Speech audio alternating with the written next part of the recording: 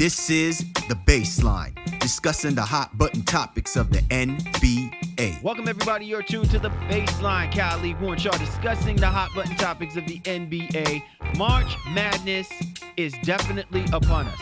And if a 16 seed can knock off a number one seed, then by golly, the Baseline boys can bring on the most sought-after creators of a sports animated series in our generation. I think it can happen. I know it can happen. But for me to do it, I'm going to have to sit down, rub on my genie lamp, and bring in my partner in crime, my PNC, my brother from another mother, www.shawsports.net, Big Kahuna PNC, Simsalabim, my man, Warren Shaw, repping out of Fort Lauderdale, Florida. Holler back at me, Mr. Shaw. Can we bless the people with what they deserve? Not just what they want, but what they need to hear. I think we will, dude. And so salute to all the fans listeners of NBA Baseline. Again, going to be an amazing show. Going to have you smiling like our guy from Michigan after hitting the game-winning shot over the weekend. This is going to be just an epic show. I can't wait for all the fans and listeners to hear what we got. Or we could have them frowning like Alvin Gentry and Doc Rivers have been all weekend Getting long. fined. Yeah, for real. Well, listen, we're not going to have you guys come out of your pockets one bit. This is all on us. We have the Malamut Brothers, the creators, the brainchild behind Game of Zones. And if you people are following basketball like Shaw and myself do, if you're down with Bleacher Report like Shaw and I are, you know what I'm saying, then you know what we're talking about. One of the most sought after animated series regarding sports there is right now. We've got the guys who've made it happen. They're on with us in the next few moments. You don't want to miss this hellified, hellacious, wonderful conversation with one of the premier creators of animated brands that's going on today. And of course, we got our topic of the drop.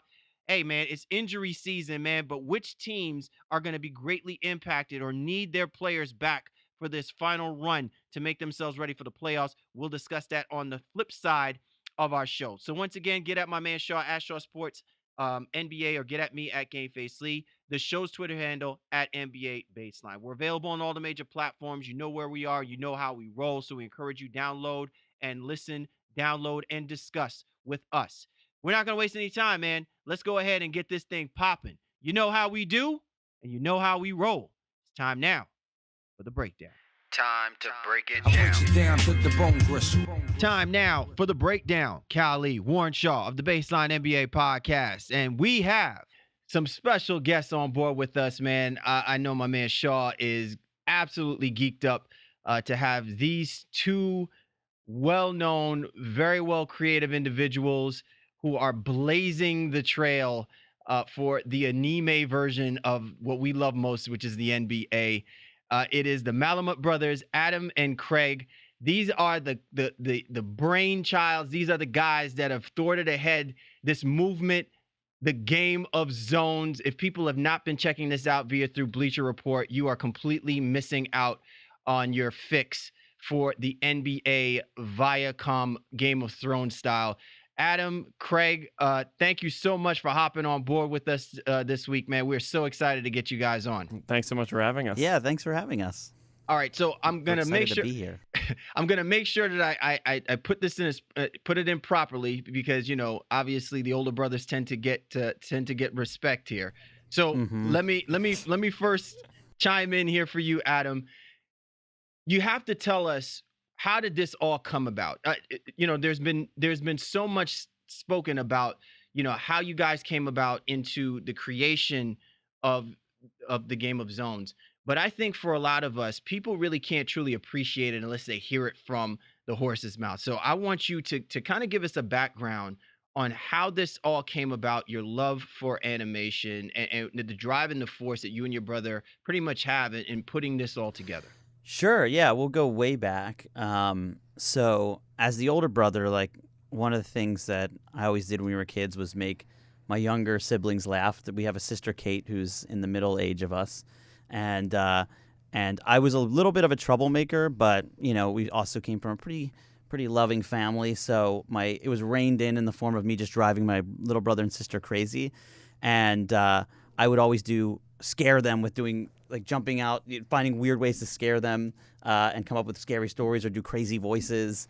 Puppet shows on car trips and stuff. Yeah, weird puppet shows, and I love to entertain them and make them laugh. And on top of it, I was also really, really annoying, and I would constantly bother them and find new ways to pester them.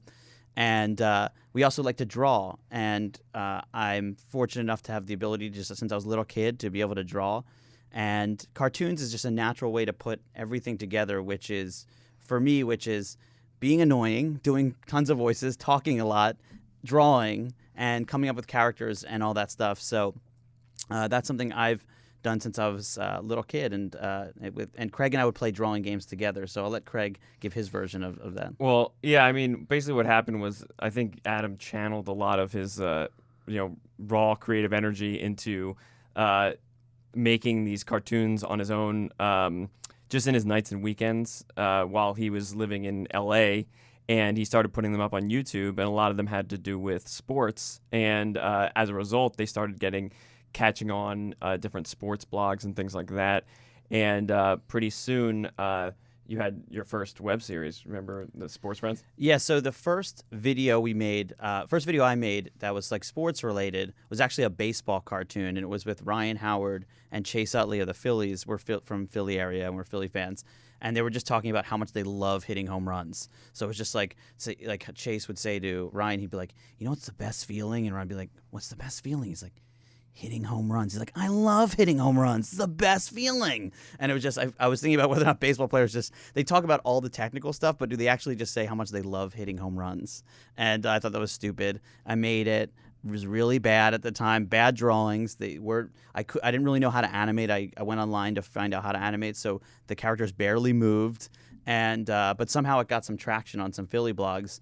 And it kind of gave me the confidence to say, okay, maybe we have something here. But what Adam did was he sort of overpromised what he could actually produce, and as a result, that's where I came in, because he called me up and said, "Craig, I need you to do some of the background artwork. I need you to do something because I'm in over my head." So I basically, right after school, went out to California, and Adam and I together made the second season of Sports Friends.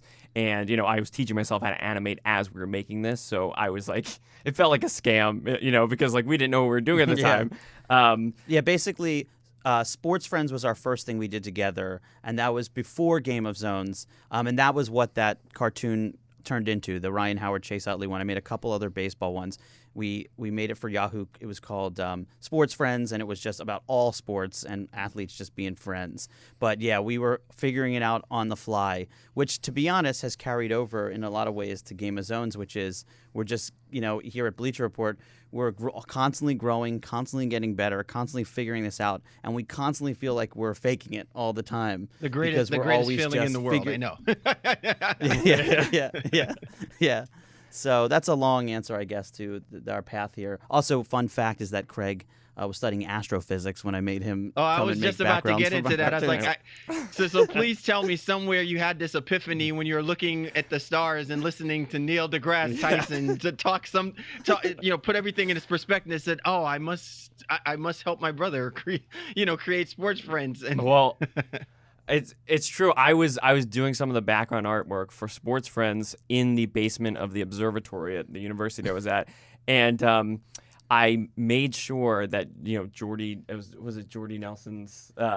We were making Aaron Rodgers' house at nighttime, and I made sure that the stars were all accurate. And I made that my one goal with background artwork is that the astronomy would be exactly correct, so that Neil deGrasse Tyson loves to point out in movies like Titanic that they didn't get the stars right, and I was like, I will never make that mistake. And for as long as I live. Though I'm fairly confident that Neil deGrasse Tyson did not watch our Aaron Rodgers episode of Sports Friends. So, but it is nice to know that Craig always makes sure that the stars are where they should be. Well, guys, I mean, again, this is already going fabulously, and I want to thank you again so much for coming on. And so some of the politics that comes behind this. So you're out there, you're doing Sports Friends, you're kind of doing your thing. Where does Bleacher Report kind of step in here and say, you know what, we want those guys on our squad? How did that end up coming about? Sure. So Bennett Spector, who is someone who's still here at the company, and he's a really interesting, smart guy who works here, and obviously he found us, so he's a genius. Oh, yeah.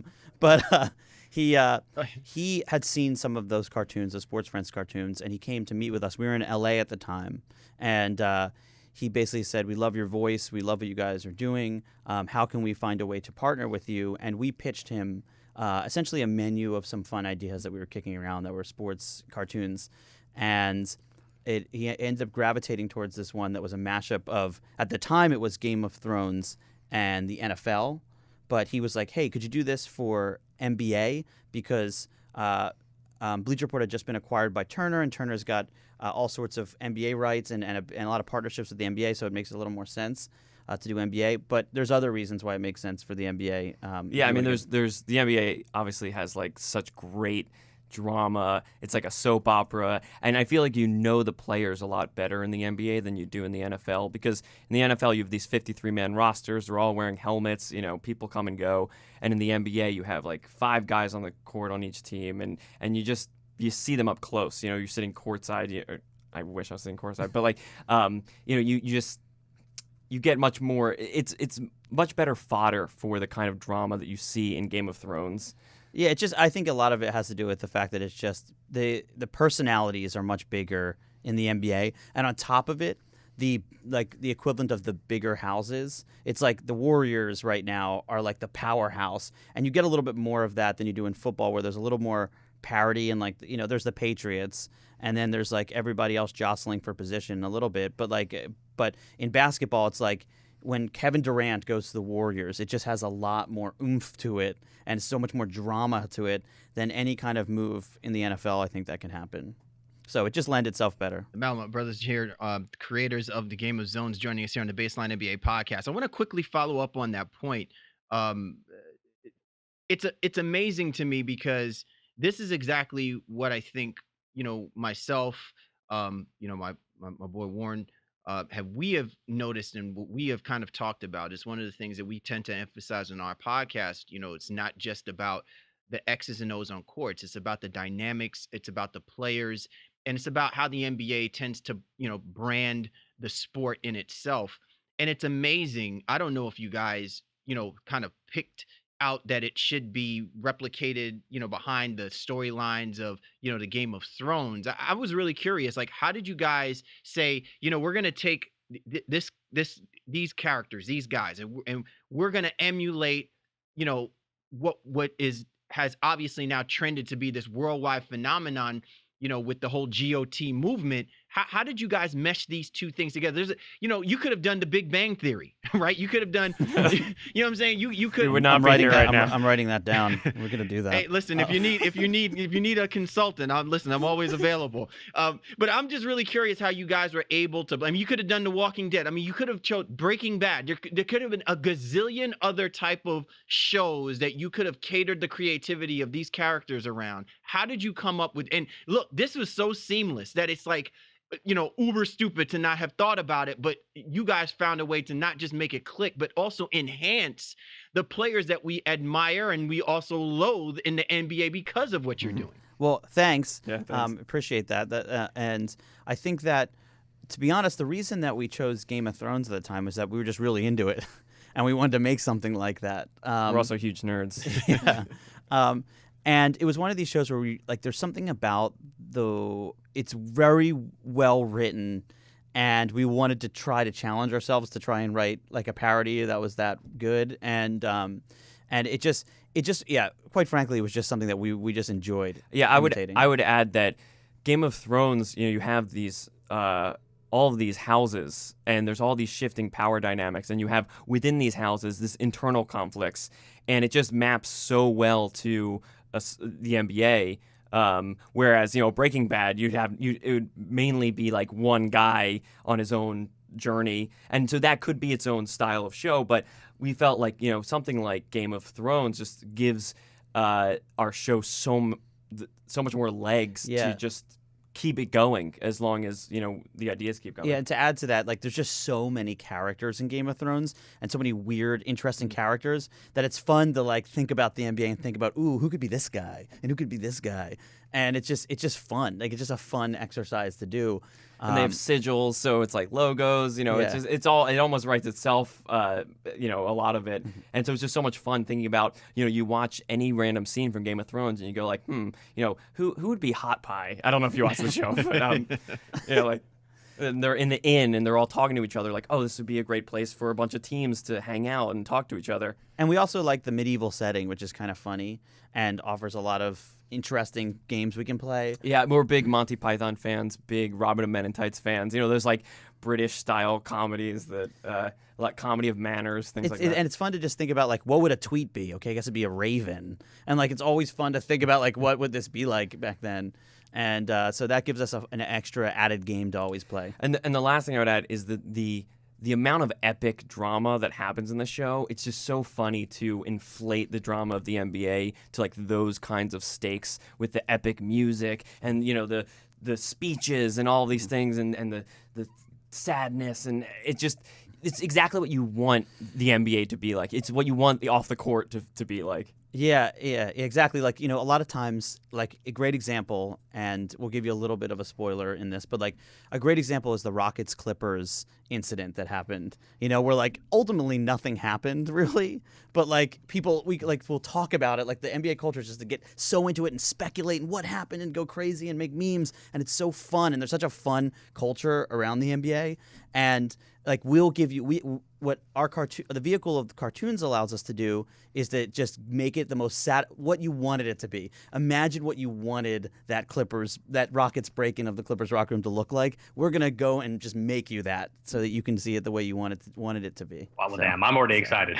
You know, that sounds amazing. So, Craig, I'm going to start with you. You know, right, I'm sure you get this 100 times over, but I have to ask anyway. What are some of your favorite episodes thus far, and some of your favorite characters that you've drawn and done with? Because again, I'll tell you, the first episode when you bust out with the Spurs with the White Walkers, I mean, that hit home for everybody. And then there's an episode, I don't know if it's the same episode, but episode where Derrick Rose is basically Bran, you know, and he's crippled. And then you got a whole door. Like you guys really hit these characters so spot on. Just give me some of your favorite episodes and characters. Oh man, you know, the one episode that always stands out to me that I just always love to go back and watch, and that's pretty rare because, you know, when you make these things, you watch them 1,000 times, so it gets pretty exhausting to hear the same thing over and over.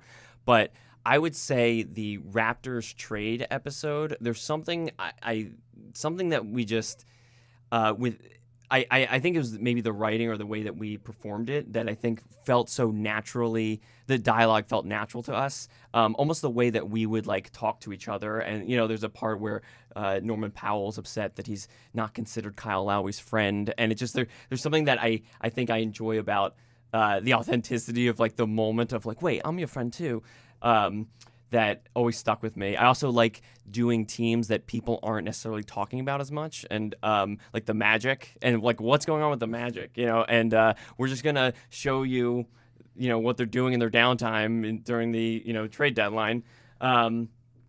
So I'd say we're gonna give you some sweet Mario Hezonja content. Yeah, so I'm a Hezonja guy. Don't get me started. Yeah, exactly. That's my guy. Underrated. You need a little player background information. You just go ahead and link up Mr. Shaw over there. You know what I'm saying? Okay, noted. He's Noted. Hezonja's agent. Even Mario doesn't even know it yet. Your go-to Hezonja resource. Exactly. Absolutely. I would also add, I mean, there's also some, in terms of characters, like, it was really fun last year making Lonzo Ball a little tiny dragon boy baby that screams that he wants to play for the Lakers. That episode was so off the chain. Thank you. Did you get any I'm just curious. Did you get any feedback from LeVar Ball with reference to that episode? I'm just curious. We didn't, but we did get a tweet from Lonzo who said he was in tears watching it. So we were pretty relieved because we didn't know how they were going to react. You know, like it's always so surprising to us because we're like, oh God, you know, like this player is not going to like the way we portray him. We're making him a dragon baby and having him cry to his dad who's naked, and it's like. Or in Mario Hezonja's case, in the case of Mario Hezonja, he was traded. They decided that the Raptors took a horse over him. Right. So And Mario Hezonja too. He was cool with put it. like yeah. crying emojis next to it and shared it on Facebook. And so we're like, oh my goodness. There's just this surprising effect where like players are just so disarmed, I guess, by being in a cartoon that they're okay with being roasted. And I think that like nice. also players are used to be, when you're that public, your job is that public. You're used to being criticized more seriously in ways that really can affect how much money you're getting paid and this and that by the media. And I think that our way is just so silly and fun that like I don't know, it does disarm people. And like we've been pleasantly surprised by just how positively players have reacted. And to be honest, it kind of affects our ability to make jokes because we're like, oh, I like that guy so much now, I can't make fun of him. So we have to make sure we disassociate a little bit from how much like we do like basically all the guys that we like the NBA. We're fans of the NBA, and we like all the players mostly we like, and so but sometimes we got to make jokes. No, So- I mean it has to happen, right? I mean, and I mean we can honestly say, and so I think this kind of rolls right into the point that I'm making, where maybe I don't think a lot of people really recognize that what you guys have somewhat created um, has opened up another realm in the way that the NBA has really marketed itself and has globalized itself from not just a social media perspective, but from the digital perspective, infusing animation and cartoons and kind of also bringing another dimension of the players that they're out there marketing. You're even marketing players that probably would be considered marginal in some other generation of how the NBA portrays its players. And I think that to me is what stands out more than anything is you guys have found a balance to not only reflect yourselves, your creativity, the people that you have around you to create this new world, but at the same time marry it with what the NBA tends to reflect and how it kind of markets its players and promotes the brand. And that balance is, I think, is another way of looking forward. I mean, we're seeing it now with with the NBA 2K leagues, but I think that they're following a pattern that you guys have kind of set from when you the first episode and the way that you portrayed your reflection of the NBA, how you look at the characters, how you're formulating the writing around it. And to me, it's actually pretty remarkable. I just want you guys to quickly talk about how you went from just two guys faking it, so to speak, to having a whole army now. I mean, I have to scroll down for like a half a page to look at the litany of people that is on your team that makes this possible. So talk a little about your team and talk a little bit about, how this all came about, where now you've had to expand the process of building the game of Zones brand. Sure, yeah. So when Craig and I started, it was just Craig and myself, and we did have someone who helped us with storyboards a little bit because we just needed some other help. But it's basically us, and we did everything. That means we wrote it, we did the voices, we did the designs, we did the animation, we edited it together, we put in the sound effects, we found the music, like we did everything. And we really just, if we had a problem or we didn't know how to do something, we just figured it out. But the problem with that is that it takes the good thing about that is that we have control over everything. We can really micromanage every part of the process and get it really right. Like every detail of face acting and the way things are said, we can get it all right. The problem is that it takes a very long time to do that. And to make a 2-minute episode, it takes about 6 weeks of our time. And as the show was getting more successful and people were wanting more of it, and Bleacher Report wanted to solve something real here that they wanted to scale up, we just had to find other ways to grow. Yeah, so luckily, like Bleacher Report invested in us and allowed us to build a team, and we got an animation production manager, Chris Wallinger, who's incredible and helped us build out this animation pipeline, which essentially is sort of like an assembly line, but of artists. And so we're able, Adam and I, we can record and write and edit the audio together, and then we can deliver that to the next artist who puts together a storyboard, who then hands that off to designers who see all the characters in it, and they will draw all these like photorealistic characters, which, they're way better artists than we are, so they're able to just do a much better job. And then someone builds all their facial expressions, another person then animates the characters, and then finally someone puts the background, someone draws the backgrounds, paints the backgrounds. They put it all together and put special effects on it. And now, where It opens up a whole new world of possibilities for what we can do. Like when we were talking about the old Baseball Friends thing, it was like they couldn't do anything because we didn't know how to animate, or we were very limited in what we could do. So they just sat there and talked. And now we're writing episodes that have action and have this and that, and we can really open up new worlds of things we can talk about and things we can do and ways we can direct these things. So right, like last year was the first time we ever showed a horse, because like there's horses all over Game of Thrones, but we could never. They're hard to draw. We can never draw them or animate them, and so like we so rarely would have them in it. And now like Kevin Durant rides off on a horse. We could never do that. We're before. so excited. That was like a big deal. We're like, oh my god. The fact that you can even get Kevin Durant on a horse. Right. I mean, the guy is already he's taller than most horses. Right. I mean, so Well, that's our problem, is that a lot of our artists aren't huge NBA fans. It's specialized talent, and so you can't really select for having tons of sports knowledge. And as a result, sometimes we'll get artwork back, and you'll see like Kevin Durant looks like he's as tall as Isaiah Thomas. Yeah, and we're basically. so yeah, we definitely have to make sure that we run everything by. We check everything for like basketball accuracy. And one thing that's actually nice, is a little off topic of what we're talking about, but is that being at Bleacher Report, we have like tons of experts on like every team, and like we'll talk to Howard Beck, the NBA writer here, and run stuff by him and make sure it's accurate, because we're casual NBA fans and bigger, I think, every year that we make Game of Zones. But there's real specialists here who really know stuff, and we like, if we can make a whole episode that people think is great, but if one player's number is wrong, it drives us crazy. Yeah, well, we also get like 50,000 comments. Yeah, that's true. Kawhi's number's wrong. Yeah, but gotta put him in check. I understand. It happened, but it is remarkable that you guys do have, really sound, and we've had Howard Beck, I believe, on our show once before, and it was a great experience talking with a knowledgeable guy, veteran guy like that. And I think it's remarkable that you guys, even though you're caught up in the swoon of popularity of building the Game of Zones show, that you are utilizing resources that stay true to form of the people who do cover the NBA and can give you insight about the way that you want to curtail the characters and the episodes that you want to create. And I think that's pretty remarkable. Yeah, thanks. It's just that we don't like to mess up or make mistakes, and we want to be good. And a lot of people say don't read the comments on the internet. Don't read internet comments.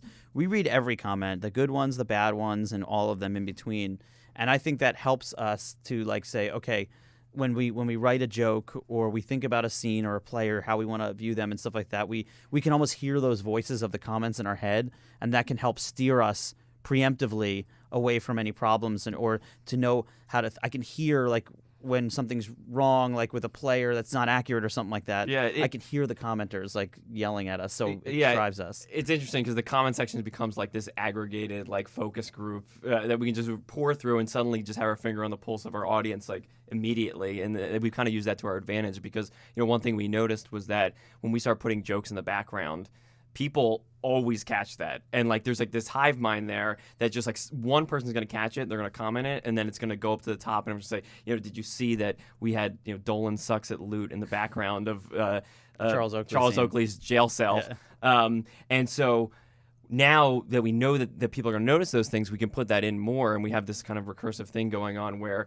we inject more jokes into the background, and we get more feedback. Yeah, exactly. It's like it's like this loop where it's like, okay, people like that, let's do more of that.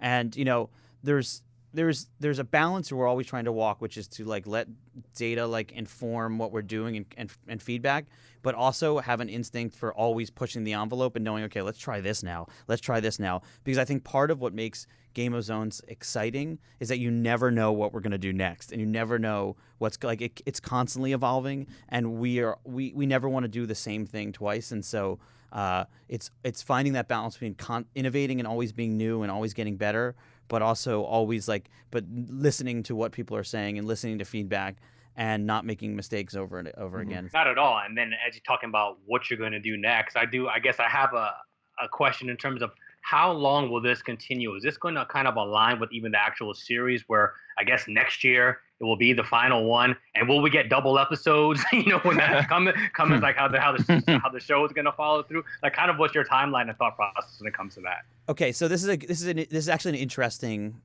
challenge that we had, which is like we knew that Game of Thrones is going to come to an end at some point, but also we knew that when we scaled up which was last season, from doing 3 episodes like per like season around the NBA playoffs to 8, we had to have a new model for the show. And that was actually driven by a lot of factors, but one of those factors was that like the players just don't map to Game of Thrones as it gets bigger. Like, we made the Heat the Lannisters when they had LeBron, and then LeBron gets traded, and it's like that doesn't like things just start breaking down very quickly. With when you try to say, oh, this guy's going to be Tyrion, and then or this character, and then this character dies, and then it's like, well, that player didn't die in real life. And so there was, for a lot of reasons, we knew we had to outgrow the sort of launching pad that was Game of Thrones, and so we decided that. Well, this will be a Game of Thrones inspired world, and so it feels like Game of Thrones, but the scenes will be mostly original, and it'll essentially be taking the drama and stuff that happens in the NBA and mapping it to a medieval world.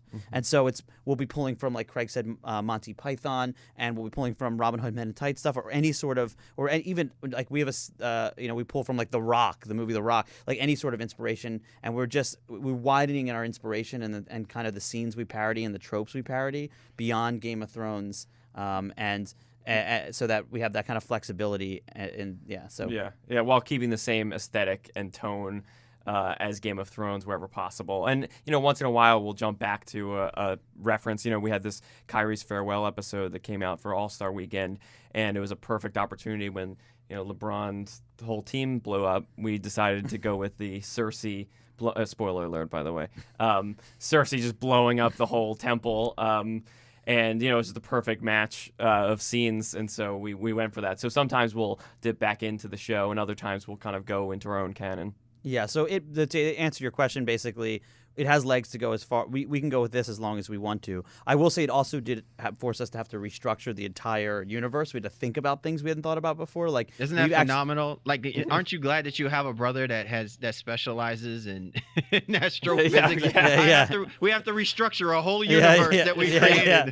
Exactly. Who it definitely does helps. that? Like, in my spare time, like, just remember, you got to restructure the universe before we kick off the season, before April 12th. Okay. Exactly. Yeah, I say, Craig, since you sort of dealt with the universe, you do this. I'm on it.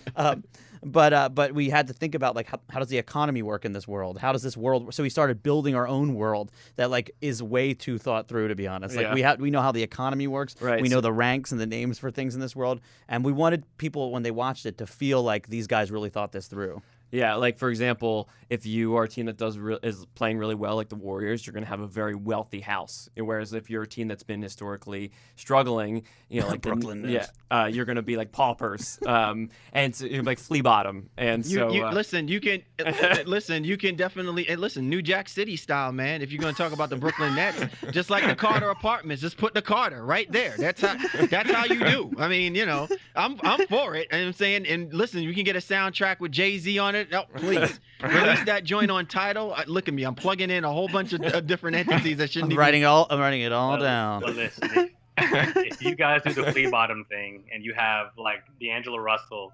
with a bowl of brown, I'm gonna lose. This is all about Bleacher Report right now. We'll take you to something similar. This season. You just wait and see. Yeah. You're tuned to the Baseline. Callie, Warren Shaw discussing the hot button topics of the NBA and our Game of Zones takeover, featuring our special guests, the Malamut Brothers. And obviously, if people are not been checking out this awesome interview that we're doing, we have Adam and Craig, the Malamut Brothers, creators of the Game of Zones brand, expected to hit the new season on Bleacher Report April 12th. What are we going to expect? You know what I'm saying? I mean, I know you kind of gave us a little bit of a spoiler alert there a few moments ago, but what can we expect with this upcoming season of Game of Zones? In trailer voice, maybe it goes something like this, like, this season, Game of Zones takes you deeper to players that are more obscure and teams that people talk about less than other teams. And we go really, really deep, and we make longer episodes about things that are less. No, we take a deep dive, I would say, this season. Yeah, what we try to do this season, we have a larger team. Bleacher Report is continuing to invest in us, and we're able to definitely dive deeper into this world. So, instead of an episode being about 2 different scenes, 2 different teams, we have a single episode that'll go really in depth into, for example, the Bucks, which we haven't covered yet, and Giannis, who we've never shown before. Well, we showed him for 1 second at the Feast of the East, and he just grabs like the turkey off the guy's plate and puts it on his plate. The main joke being there, he has giant hands. Yeah. He palms the turkey. But this season we go deep into the Bucks, and we go deep into other things that like previously we've just skimmed. Yeah, because we haven't fully covered all of the teams, even though it's been going on for 4 seasons now. We haven't done anything in depth with the Kings or the Suns, and so we are taking an opportunity to fill out some of those gaps, the Pistons, things like that. Yeah, and we want to really build the world and build the characters. And we're worried less about having some of the big hits, the things we have to cover. And we try to cover the things that we're interested in. And sometimes the things that we're interested in is just like an interesting character exploration of Giannis. Or like, what would Jason Terry's relationship with Giannis be like? And so... Spoiler alert, we completely make that up. Yeah. We have no idea. But we got to get you guys on more interviews. I feel like the best episodes are going to be spawned from the interview with the with the Baseline NBA podcast. I know, I've written everything down. You guys are going to be writers on Big Bang Theory. Yeah, wait till that comes out. I got Big Bucks Theory. Oh, there we go. We got it, you guys. There it is. Right there. On point. Like, it's just absolutely amazing. The final question I want to ask you guys, and this is more so to the point that we're talking about, what you guys have basically been able to do, the fandom you've created, this movement that you've created. Just recently, Kobe Bryant and his team of people won an Oscar for Dear Basketball. And I found it really interesting because as I hear you guys and I listen to the passion and I listen to what you guys have done, I think, to me, the greatest injustice that has befallen is when we see products like what you guys have been able to do for the last few years, and suddenly, a world famous basketball player like a Kobe Bryant comes on the scene, and obviously, I applaud it. I think it was a great piece, but I just find it funny that they were looking to do something like this, and they awarded it to Kobe Bryant, and I'm like, Game of Zones. Why would this never have been considered as something? Have you guys ever thought about doing something like that, like putting together like a movie-like type of thing? Because I honestly believe that you guys put together Oscar-worthy type of work. And as much as I, respect and admire the Black Mamba, I'm saying this should have been like Moonlight, and I forget what the movie was last year, where Warren Beatty just, just totally. We ran out in front of Kobe and said, exactly. It's like, spoiler alert, no, but pass it to the Malamut Brothers. You know what I'm saying? So that's. Have you guys ever thought about that? Though? Well, first of all, Dominate thank you Kobe. for thinking that. I mean, that's really nice of you to say, and really means a lot. And that's why we put in the time to hear things like that. Kobe's thing was really well done, and I think it was Glenn Keane is an animator from Disney, who's one of the all-time, it was like the GOAT NBA player with like the GOAT animator. It's really hard to mess that up. I think that deserved what it got. I think that our thing wouldn't be really, it's not really a film, so I don't think it'd be for an Oscar, but maybe there's an Emmy in the future. Who knows? But TBD on that. Anyone's listening? But we don't worry about that, okay? We're not worried about the Academy. We worry about the people. We make it for the people. We take it one cartoon at a time, all right? But yeah, I think that we just honestly just try to make the best cartoons. This is really, Craig just kind of joked about it, but it truthfully is our one game at a time answer, like the athletes give. But we just try to make the cartoons as good as they can, and if awards come, they come, and more people will recognize it, and but it doesn't really matter. We can't really control that. All we can control is just trying to make these really fun, great cartoons that we think the fans will like. And if recognition comes from that, so far I have nothing to complain about. I would love to have 8 Emmys on my shelf because that'd be pretty sweet. But to us, we make a cartoon and something that came out of our brains and with our little voices in it and our little characters that we gave to these guys. And when we see all the comments on YouTube and stuff like that, that it's just oh my God, this is so great. It made my day and this and that. That's way better than a trophy, I think. My answer is so corny. Oh my God. But I really mean it. I really mean it, which is like, we just love, when we put out a cartoon and we see the comments coming, because Bleacher Report has ridiculous distribution, and it's just like, it goes everywhere, these things. And we see how many people are being affected by this and enjoying the 5 minutes they spend watching this. Yeah, it's a very crazy experience now, releasing your content straight onto the internet and getting immediate feedback. And it's very fun for us. I mean, you should see us on launch day. We're just glued to the refreshing constantly and just reading everything, because we've been sitting on this thing for months, and finally the whole world gets to see it in one instant blast. You know, you don't get that with a movie where it like trickles out and people go in this weekend or the next weekend. You know, we just put this on the internet and boom, it's it's on Reddit, it's on Twitter, it's people are talking about it. Yeah, I mean, and if you guys recognize that and say those things, maybe someday the Academy will. But you know, can only hope. Yeah, we can't worry about that. We just try to make stuff people will like. Well, you guys are totally impressive, and I can't say, I would love to say I can speak for my man Shaw, but I'm sure Shaw has so many other superlatives he'd like to throw out there. It has been an absolute honor to have both you, Adam, and Craig to jump on board with us in our podcast. And, we're really looking forward to the upcoming season of Game of Zones, due to drop April the 12th. I encourage our listeners, man, and I'm sure you guys always love getting positive feedback. Be sure to get at Adam's Twitter handle @Muttsack. Very unique Twitter handle. I love that one. And his brothers @Muttsack Craig. The Malamut Brothers, Craig, Adam, man, we so appreciate you guys hopping on board with us to really kind of give us the insight on really this phenomenon, this movement. And we're just so fortunate to kind of be, a part of this, to witness the greatness that you guys have been putting out for so long, and can't wait for the upcoming season, guys. We really, really appreciate it. Yeah. Warren, Cal, thank you so much. This has been an honor for us as well. So we're excited to listen to it and then hear our voices and cringe, and and we'll continue to listen to your podcast. So great work for you guys as well, and we look forward to talking in the future. Yeah. Most definitely. You're tuned to The Baseline. Cal Lee, Warren Shaw discussing the hot button topics of the NBA. And this was The Breakdown. Time now for The Drop. Cal Lee, Warren Shaw of the Baseline NBA podcast. Couple of important topics, but they all kind of fit under the same umbrella this week when we discuss what's happening right now in the NBA. But the main word is injuries. I know it's real tedious. People hate that. I'm sure that the players themselves hate that word, injuries, and the impact that it could mean, not just to the kind of play that we'll see, but the impact that it might mean of other teams having an advantage. And it's specifically pointed at two teams in their respective conferences.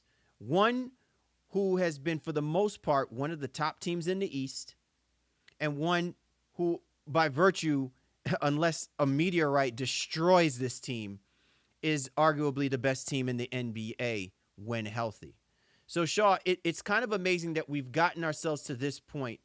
And when you look at teams like the Boston Celtics and the Golden State Warriors, you can't help but realize that while the word injuries may seem a little pesky for one team, it undoubtedly puts into question for another the validity of everything that they've achieved and accomplished, because it does make you wonder, if this team is not fully healthy, how far they can actually go as far as their destiny, which is to try to get to an NBA Finals.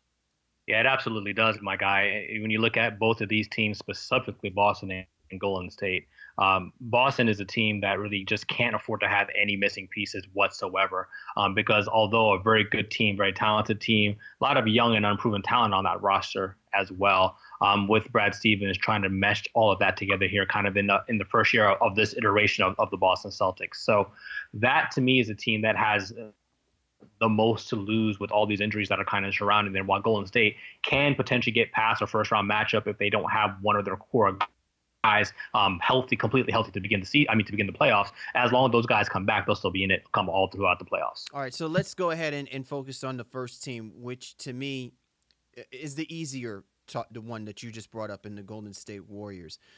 The Golden State Warriors has been, raided with injuries over the last month. Draymond Green's gone down, Klay Thompson has gone down, Steph Curry has gone down, and now Kevin Durant has gone down. Now, the problem with this is, we often talk about how injuries can impact certain teams. The Golden State Warriors have always been situated to be a very deep basketball team. And so within its context, when you've already solidified yourself to be the first or possibly the second best team in your conference, it just comes down to, well, how much distance are you from everyone else? The Houston Rockets and the Golden State Warriors are in a class by themselves in the West. So I think, to your point, that's exactly the reason why you have less worry about them. But I do tend to worry about the Golden State Warriors from this regard, Shaw. They're working with a lot of young talent. And as much as I'm not worried about their first round matchup, I am worried about the growth and maturation with their depth in the lineup, because this is no longer the Golden State Warriors from 3 years ago. Their lineup has a lot of youth, and there's some kind of, I want to say suspect veteran play at times, right? Like, there are moments where the Sean Livingstons and the David West, they come into play. And then there are moments where, man, I don't know if you can rely on these guys for a full 25 to 30 minutes at times, that they may lean too heavily on their starting lineup. And that, to me, is where I feel like there's part of that imbalance. When you lose literally 4 of your starting 5 on your roster as your starting lineup, not sprinkled with your starting lineup and some bench players, that might be a problem when you're talking about how Steve Kerr gets to work this roster from now until the end of the regular season. Yeah, the only caveat to that is because of the injuries that they're facing right now to close out the season. Some of these young guys are even getting maybe a little bit of a taste of what that pressure is like as they try to close the season out, potentially make a run at Houston and regaining that number 1 seed. Quinn Cook has been absolutely great at the point guard position. They're keeping Sean Livingston kind of in his normal reserve role. And Quinn Cook has stepped in the last couple games here and played great basketball. Patrick McCaw is going to be back from his injury pretty soon as well, too. As you mentioned, we even talked about Cassidy, who's now injured. That happened this past week. But another veteran guy who hasn't been on this roster yet. So they have the firepower, per se. And I think for us, we worry about the defense. And to your credit as well, too, what you've consistently questioned about, if they have enough depth in that front court. And guys like David West, again, still a veteran presence, going to be in there, going to be gritty, can make the right play, the smart play, but how much production can he actually give you on a regular basis? And that's when it's going to come down to Jordan Bell and Kevon Looney, and even JaVale McGee's of the world. Can they come in there and really pick up the slack a little bit from the defensive rebounding side of things? Again, that front court is still a little bit questionable, but again, this team is just so talented. They just need to get all the pieces back on the same page. When we talk about this team, Shaw, and the type of injuries, I'm kind of curious where you might see this fit into play. Do these kind of injuries, are the kind of injuries when we talk about the Golden State Warriors, affect more of how they'll play collectively defensively, or the flow that this team should have as far as their offensive capabilities and what they're capable of doing when they are actually healthy, ready to go? Yeah, I think it's defense more than anything else, and just having that trust, especially with the young guys out there. Offensively, they have a great system in place, a lot of off-ball action. So as long as even a guy like Draymond is healthy, he's going to find and get guys in the right spots, even at that power forward and kind of a almost point forward situation. Again, not to say that he's going to lead them to the finals without Curry or Durant, but he can get the offense going for guys like Quinn Cook and even McCaw and even Nick Young, who's played well when he's been given the minutes. So defensively is where I'd be the most concerned about Golden State if all their players don't come back at 100%. All right, let's go ahead and focus our attention on the Boston Celtics. And, Shaw, this is one of the things that I've said with angst about the Boston Celtics, that while this is an impressive basketball team, and I think by all accounts, we tend to deceive ourselves when we see a team comprised in this kind of manner. We often try to put them on a pedestal a little too quickly because the upside that this team presents is so great. The last time that I remember us doing something like this was the Atlanta Hawks, when they formed Josh Smith, Al Horford, and Joe Johnson, because we so badly wanted someone to knock off the bigger, better teams. And when this team formed, the thing that I questioned were guys like Josh Smith and guys like Al Horford, who are versatile. But, and we had this conversation on our show the week previous about how some guys are 4 or 5 tool type players, but yet you only see gradual effects of their capabilities because they're trying to be so well rounded, but they're just not so good at the things that they really should be good at. And that's one of the things I tend to fear with this Boston Celtics, because part of their lineup to me is that there's a little bit of dynamism in them. They're very dynamic, but there are elements that in order for them to exceed the greatness of teams like the Cleveland Cavaliers, which has arguably the greatest player in our generation in LeBron James, you have to wonder, is this team now, because of these injuries, primed for us to really look at them and say, wow, like how much do you really need in order to be this good? Or how much do the players have to be as far as their health, as far as, playing beyond themselves? Are they capable of doing that? And that's one of the things I worry about with this Boston Celtics team. Yeah, and you should be worried. I mean, I think we all should be worried when it comes to Boston. Last year, they were the number one seed, and arguably, or what people said were the worst number one seed in the history of the NBA, et cetera, et cetera. And now they're going to potentially be the number two seed, and you're still going to have a little bit of fear for them in that first round. Losing Marcus Smart for 6 to 8 weeks, so he may not be ready for that first round matchup, or he'd come back at the very tail end of a series. And Boston would hope it doesn't go that far. I'm going to switch gears slightly.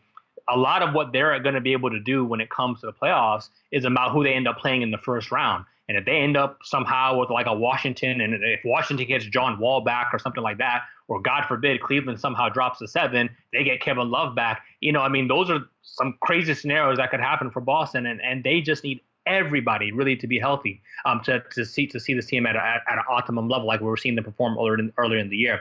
Jaylen Brown with a concussion. Again, that's not a great situation, obviously, but they don't have enough scoring outside of Kyrie Irving that's consistent, and that's why you kind of worry about this Boston team, despite the great record that they have heading into the playoffs. One of the things, and Shaw, you brought up a really good point with reference to depth, right? And so losing Daniel Tice for the rest of the year, I don't think people really, except maybe in the inner circles of the Boston Celtics fan base and people who watch the Boston Celtics play, losing Daniel Tice to me, I think, is a really, really big loss. The rest of the team, you can always get guys to play at another level because of the hype and the magnitude of the playoffs. But what you can't replicate is a guy like Daniel Tice, who by all accounts is a foreigner, right? Like, he is not of this world in the NBA, and he found a way to make it on a roster, and he found a way to be in the good graces of Brad Stevens, that he uses him in so many different ways. And he's been helpful for this Celtics team for us to have the conversation about how deep and how dangerous this Boston Celtics have been practically from the beginning to up to this point now. And losing a guy like that, it's just really difficult to replicate. I know that they signed Greg Monroe. Greg Monroe is a great signing, but Greg Monroe, by all accounts, has to be more than what they got from Daniel Tice. And I think that that's too much of an ask for a guy like Greg Monroe. And that, to me, is what part of the dynamic is. Now that we're seeing a team like the Toronto Raptors play the way that they're playing, I don't know where you find anywhere on this roster, if there ever came a matchup between the Raptors and the Celtics, that you can say with confidence the Celtics have enough to get past a team like the Toronto Raptors, because the Raptors do have players like those Daniel Tices on their roster ready to go. Yeah, the energy that Tice brought was immense, and with the exception of Marcus Smart, there's nobody else on the roster that does that. And again, Smart, as we already alluded to, is out himself too. Monroe, as you alluded to, is just not that type of player. He's a points and rebound guy. He can pass the ball, but he's not an energy guy. He's not even switchable on the defensive side if you want to try to pair him together with Al Horford. So that's where they lose that versatility with Tice being out for the remainder of the year. And a lot of, you don't know what's going to happen. Does Tatum now end up trying to play some more stretch four like he was earlier in the season? But again, to me, offensively is where this team is really going to struggle in the interim time. Yes, Kyrie's banged up, but it looks like Marcus Morris is probably going to be a go-to option offensively, and that's just never a good situation. Horford is not aggressive in that way to he's going to want to take 20 shots a game. Morris is more than happy to oblige, and that's very concerning because then you can't really rely on Tatum and Brown, who just too young to try to be doing it in the playoffs like that. So I think Boston's in a little bit of trouble. So you're not feeling the Eminem movement at all, man? The Marcus movement? No, it's not. I have nothing against the guy, but he showed me something last year when he was with the Detroit Pistons, to the point where Stan Van Gundy was leaning on him like his name was Markeith. I don't know if he could tell the difference between the two, because in most times I saw Marcus play like Markeith and Markeith play like Marcus. I mean, it was all about the Morris twins last year, man. They were the hottest commodity since coming out of Phoenix. And so they did play well, but he's a little too not gun shy, I think, okay. for most people's liking. He has a lot of confidence. You mean the Tats are talking a different tale for Marcus, playing with Boston. It might be chattering him a little too much. Might be seancing him a little too much there. Exactly, and this is where they're going to miss. Again, it's beating a dead horse, but this is where they miss having Gordon Hayward to begin for the entire year, because he would have been your certified number 2, no questions about it. Guy who can score, can dribble, can rebound, can even defend.